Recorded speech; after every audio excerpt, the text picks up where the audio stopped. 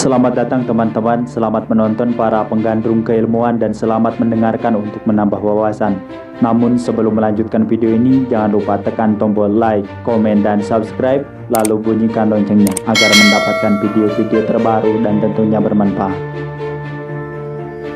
Tahun 1945 adalah tahun di mana Indonesia merdeka dari kolonialisme Belanda dan Jepang. Munculnya sosok Soekarno sebagai putra sang fajar membawa kemerdekaan bagi bangsa Indonesia. Dan kini Indonesia genap berusia 74 tahun. Sebagaimana Soekarno menyebutkan bahwa kemerdekaan hanyalah sebuah alat, bukanlah tujuan. Karena kemerdekaan yang sesungguhnya adalah kesejahteraan, kebebasan negara tanpa adanya penindasan. Tunai sudah Soekarno dalam mengusir penjajah hingga namanya melejit dan diperbincangkan di seluruh dunia. Banyak tokoh-tokoh dunia yang penasaran dengannya, mengingat Soekarno adalah sosok karismatik yang seringkali mengundang dekak kagum bagi siapapun saja yang melihatnya. Hal tersebut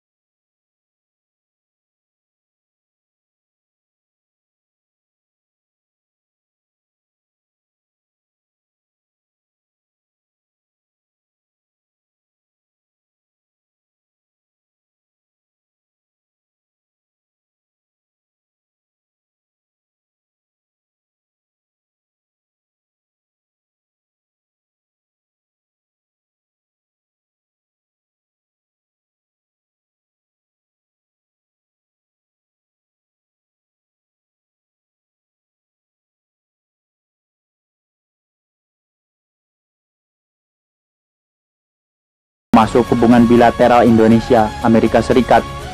John F. Kennedy juga meminta agar warganya yang menjadi tawanan politik Indonesia, Ellen Fook, segera dibebaskan.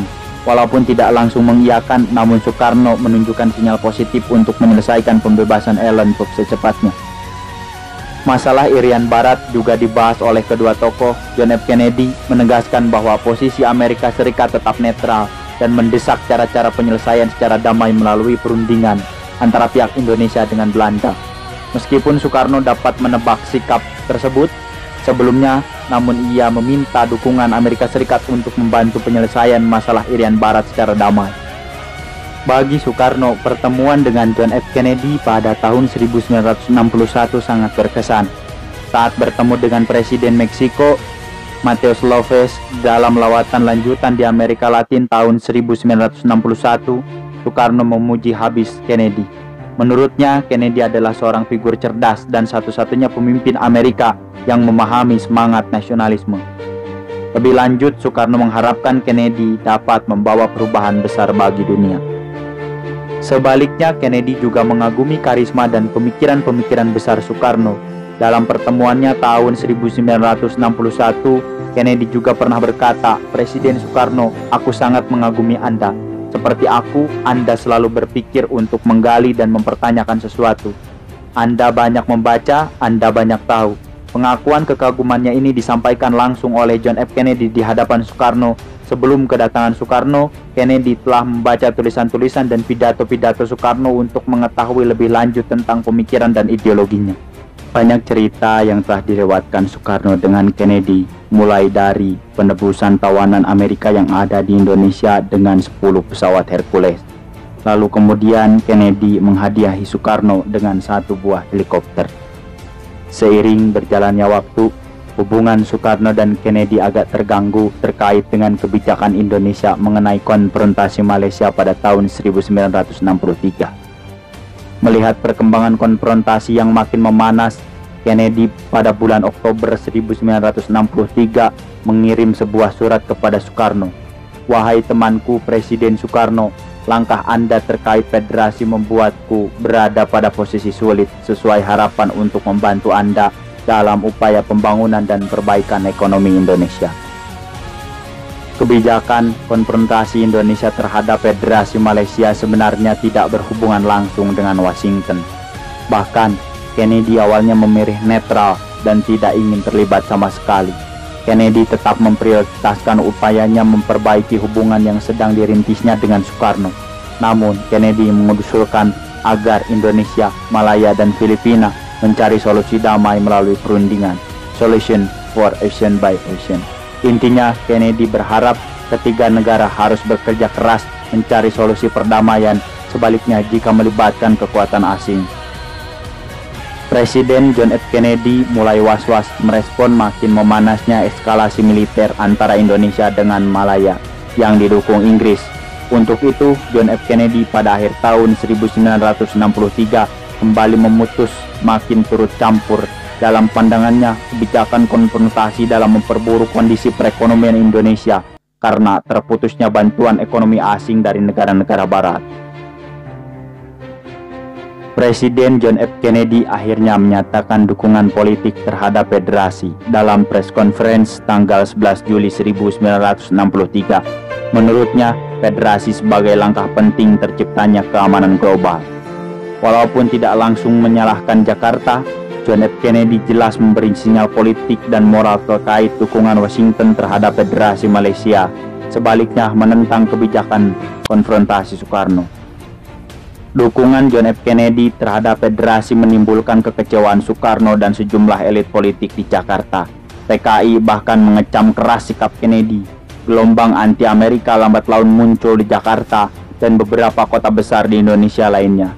Dukungan Amerika dianggap sebagai bentuk kolonialisme dan imperialisme baru yang mengancam keamanan dan revolusi Indonesia. Singkat cerita, lobbying diplomasi yang dilakukan oleh kedua negara antara Amerika dengan Indonesia lumayan cukup berjalan membaik. Setelah itu, Presiden John F. Kennedy berharap kunjungannya di Jakarta dapat menenangkan Soekarno dan menyelesaikan konflik antara Indonesia dengan Federasi Malaysia. Selain itu, Kennedy juga setuju memberi bantuan tambahan untuk Indonesia seperti beras 150.000 ton sebagai trade-off penarikan pasukan atau sukarelawan Indonesia di perbatasan Kalimantan. Soekarno setuju dan menyambut baik mediasi langsung dan rencana kedatangan Kennedy di Jakarta. Namun, rencana besar kunjungan Kennedy di Jakarta sekaligus penuntasan konfrontasi gagal. Kennedy terbunuh pada tanggal 22 November 1963. Pada saat itu, dunia dibuat kaget dengan kematiannya John F. Kennedy.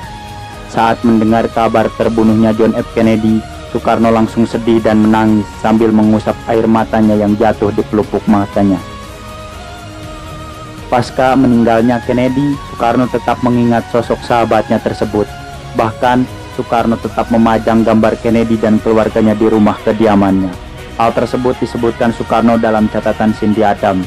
Soekarno juga masih membaca dan menyimpan buku-buku tulisan Kennedy yang berjudul The Strategy Office. Soekarno yakin jika Kennedy masih hidup, maka ia yakin bahwa hubungan Indonesia-Amerika akan tetap baik, bahkan tidak akan buruk seperti pada tahun 1964-1965-an. Soekarno bukan satu-satunya presiden dari negara asing yang mengungkapkan kesedihan terkait terbunuhnya John F. Kennedy. Fidel Castro yang merupakan musuh Amerika Serikat terpukul saat menerima telepon yang mengabarkannya tentang kematian John F. Kennedy. Fidel Castro terkejut bukan kepalang mendengar kabar tersebut dan berucap, "Es una mala noticia," hingga 3 kali yang artinya ini merupakan kabar buruk. Pasca menerima kabar, Castro terduduk lemas dan menunjukkan kesedihannya. Pada tanggal 23 November 1963, Fidel Castro menyampaikan pidato yang salah satunya menyebut kematian John F. Kennedy. Walaupun pemerintahannya tidak mendukung kebijakan Amerika yang cenderung sewenang-wenangnya kepada Kuba, Fidel Castro menyebut sangat sedih bahkan kematian John F. Kennedy sebagai satu kehilangan bagi dunia. Sekian kajian pembahasan tentang persahabatan antara John F. Kennedy dengan Soekarno yang dikutip dari buku Dunia dalam Genggaman Bung Karno. Penulisnya adalah Sigit Aris Prasetyo, dan tidak lupa bagi teman-teman yang ingin berpendapat dan request tentang kajian kedepannya, silahkan tulis di kolom komentar yang telah tertera di bawah ini. And so, my fellow Americans, ask not what your country can do for you, ask what you can do for your country.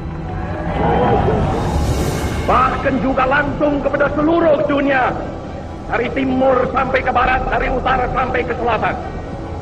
Saya sekarang tidak terutama sekali berbicara sebagai presiden mandataris, tidak sebagai presiden perdana menteri, tidak sebagai presiden panglima tertinggi. Saya berbicara di sini sebagai penyambung lidah rakyat Indonesia.